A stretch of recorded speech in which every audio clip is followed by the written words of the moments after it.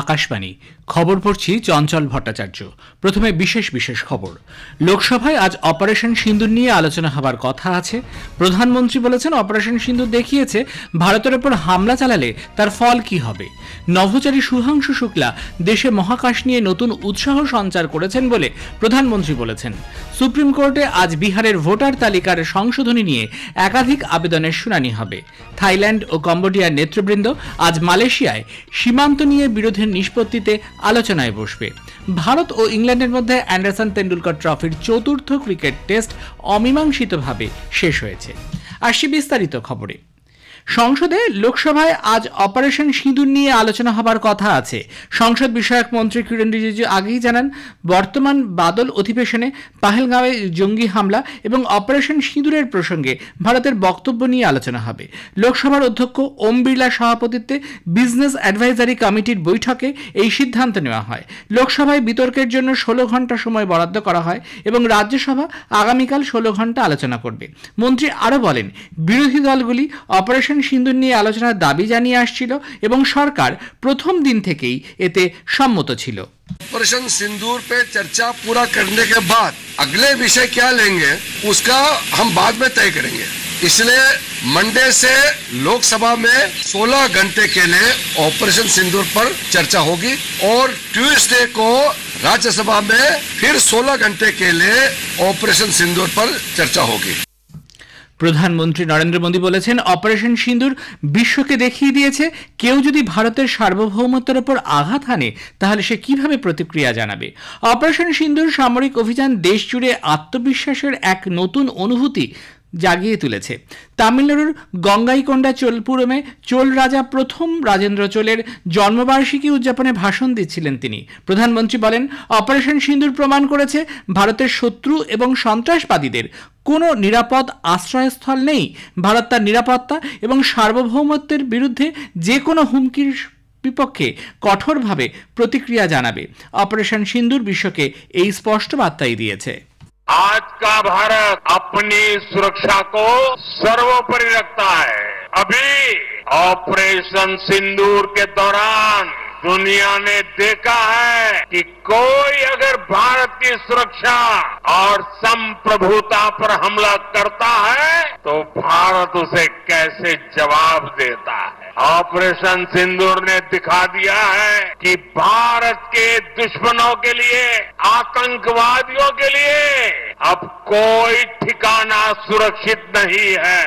ये पूरे देश में ऑपरेशन सिंदूर ने एक नई चेतना जगाई है, नया आत्मविश्वास पैदा किया है और दुनिया को भी भारत की शक्ति को स्वीकार करना पड़ रहा है। প্রধানমন্ত্রী বলেছেন, 5 বছর আগে দেশে 50টিরও কম স্টার্ট আপ ছিল। আজ শুধুমাত্র মহাকাশ ক্ষেত্রে স্টার্ট আপের সংখ্যা 200-র বেশি। আকাশবাণীর মন কি বাত অনুষ্ঠানে গতকাল 124তম পর্বে তিনি বলেন, অতি সম্প্রতি শুভাংশু শুক্লার মহাকাশ থেকে প্রত্যাবর্তন দেশে মহাকাশ ক্ষেত্র নিয়ে নতুন উৎসাহের সঞ্চার করেছে। এখন ছোট ছোট বাচ্চারাও মহাকাশ বিজ্ঞানী হতে চাইছে। तब देश में एक नया माहौल बना, साइंस को लेकर, स्पेस को लेकर बच्चों में एक नई जिज्ञासा भी जागी। अब छोटे छोटे बच्चे कहते हैं, हम भी स्पेस में जाएंगे, हम भी चांद पर उतरेंगे, स्पेस साइंटिस्ट बनेंगे। কিছুদিন আগে আন্তর্জাতিক কেমিস্ট্রি অলিম্পিয়াডে ভারতের সাফল্যের কথা তুলে ধরে তিনি বলেন, দেবেশ পঙ্কজ, সন্দীপ কুচি, দেবদত্ত প্রিয়দর্শী ও উজ্জ্বল কেশরী এই 4 জন দেশের নাম উজ্জ্বল করেছেন। অস্ট্রেলিয়ায় আন্তর্জাতিক অঙ্ক অলিম্পিয়াডে দেশের ছাত্ররা 3টি সোনা, 2টি রূপো ও 1টি ব্রোঞ্জ পদক জিতেছে। শ্রী মোদী জানান, আগামী মাসে মুম্বাইয়ে অ্যাস্ট্রোফিজিক্স অলিম্পিয়াড অনুষ্ঠিত হবে। প্রধানমন্ত্রী মেদিনীপুরের বীর সন্তান বিপ্লবী ক্ষুদিরাম বোসের দেশের জন্য আত্মোৎসর্গের কথা শ্রদ্ধার সঙ্গে স্মরণ করেন। তিনি বলেন, ক্ষুদিরাম বসু হাসি মুখে ফাঁসির দড়িকে বরণ করে নিয়েছিলেন। এমনই অগণিত বলিদানের পর দেশ স্বাধীনতা লাভ করে। এ প্রসঙ্গে তিনি আগস্টকে বিপ্লবের মাস বলে অভিহিত করেন। সেই সঙ্গে স্মরণ করেন, স্বাধীনতার সঙ্গে দেশ বিভাজনের যন্ত্রণাও যুক্ত আছে। তাই 14ই আগস্টকে বিভাজন বিভীষিকা স্মৃতি দিবস হিসেবে পালন করা হয়। এ খবর প্রচারিত হচ্ছে আকাশবাণী থেকে। আমাদের সংবাদ শোনা যাবে ইউটিউব চ্যানেল আকাশবাণী সংবাদ বাংলা, ফেসবুক ও ইনস্টাগ্রাম আকাশবাণী সংবাদ কলকাতা এবং এক্স হ্যান্ডেল AIR নিউজ কলকাতাতে। সুপ্রিম কোর্টে আজ বিহারের ভোটার তালিকার বিশেষ পুঙ্খানুপুঙ্খ সংশোধনী নিয়ে নির্বাচন কমিশনের সিদ্ধান্তকে চ্যালেঞ্জ করে দায়ের হওয়া একাধিক আবেদনের শুনানি হবে। বিচারপতি সূর্যকান্ত এবং বিচারপতি জয়মাল্য বাগচির বেঞ্চে এই মামলা উঠবে বলে মনে করা হচ্ছে। উল্লেখ্য, নির্বাচন কমিশন জানিয়েছে সংশোধনের লক্ষ্য অযোগ্য নামগুলিকে বাদ দিয়ে পরিচ্ছন্ন ভোটার তালিকা তৈরি করা। এই প্রক্রিয়ায় প্রধান রাজনৈতিক দলগুলি ছাড়াও 1.5 লক্ষের বেশি বুথ স্তরের এজেন্ট জড়িত। আবেদনকারীদের যুক্তি, এই পদক্ষেপের ফলে 2025 সালে বিহার বিধানসভা নির্বাচনের ঠিক আগে অনেক ভোটারের ভোটাধিকার থেকে বঞ্চিত হতে পারেন। তাদের দাবি, এত অল্প সময়ের মধ্যে কমিশনের ভোটার তালিকার পুঙ্খানুপুঙ্খ সংশোধনের মতো কঠিন পদক্ষেপ নেওয়ার কোনো কারণ নেই।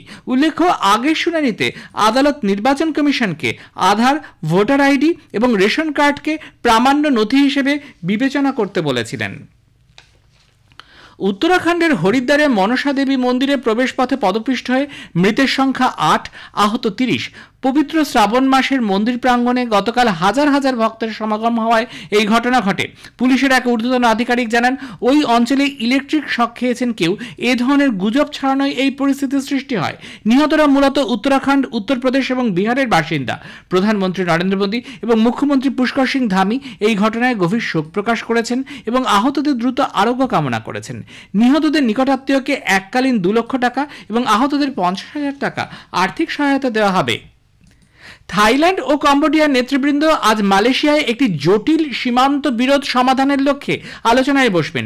এই আলোচনায় থাইল্যান্ডের প্রধানমন্ত্রী ফুমথাম ওয়ে চায়চাই ব্যাংককের প্রতিনিধি দলের নেতৃত্ব দেবেন। কম্বোডিয়ার প্রধানমন্ত্রী হুন মানেতো আলোচনায় যোগ দেবেন বলে আশা করা হচ্ছে। দুদেশের সীমান্ত সংঘর্ষে নিহতের সংখ্যা বেড়ে হয়েছে 32, 130 জনেরও বেশি মানুষ আহত। সংঘর্ষের আবহে সীমান্তবর্তী অঞ্চল থেকে কম্বোডিয়ার নাগরিকরা পালিয়ে যাচ্ছেন। অন্যদিকে সীমান্ত এলাকায় সামরিক আইন ঘোষণা করেছে থাইল্যান্ড। মার্কিন রাষ্ট্রপতি ডোনাল্ড ট্রাম্প গত রাতে স্কটল্যান্ডের সাংবাদিকদের সঙ্গে কথা বলার সময় জানান, তিনি উভয় দেশকে সতর্ক করে দিয়ে বলেছেন, সংঘর্ষ অব্যাহত থাকলে ওয়াশিংটনের সঙ্গে ভবিষ্যতের বাণিজ্য চুক্তি স্থগিত করা হবে। মালয়েশিয়ায় আলোচনা উত্তেজনা হ্রাসের দিকে একটি পদক্ষেপ, তবে উভয় দেশ যুদ্ধবিরতিতে সম্মত হয়েছে একথা ট্রাম্প বললেও কম্বোডিয়া এবং থাইল্যান্ড অভিযোগ করেছে তাদের প্রতিপক্ষ গোলাবর্ষণ অব্যাহত রেখেছে। মার্কিন যুক্তরাষ্ট্র এবং ইউরোপীয় ইউনিয়ন একটি সর্বাঙ্গীন বাণিজ্য চুক্তি চূড়ান্ত করেছে। এর ফলে মার্কিন যুক্তরাষ্ট্রে EU গোষ্ঠীভুক্ত দেশগুলি পণ্যের ওপর 15% শুল্ক আরোপ করা হবে। মার্কিন রাষ্ট্রপতি ডোনাল্ড ট্রাম্প এবং EU প্রধান উর্সুলা ফন ডের লেয়ান জানান, আটলান্টিক মহাসাগরের উভয় প্রান্তে শুল্ক সংক্রান্ত অচলাবস্থা দূর করতে এবং বাণিজ্য যুদ্ধ এড়াতে একটি চুক্তিতে সম্মত হয়েছেন তারা।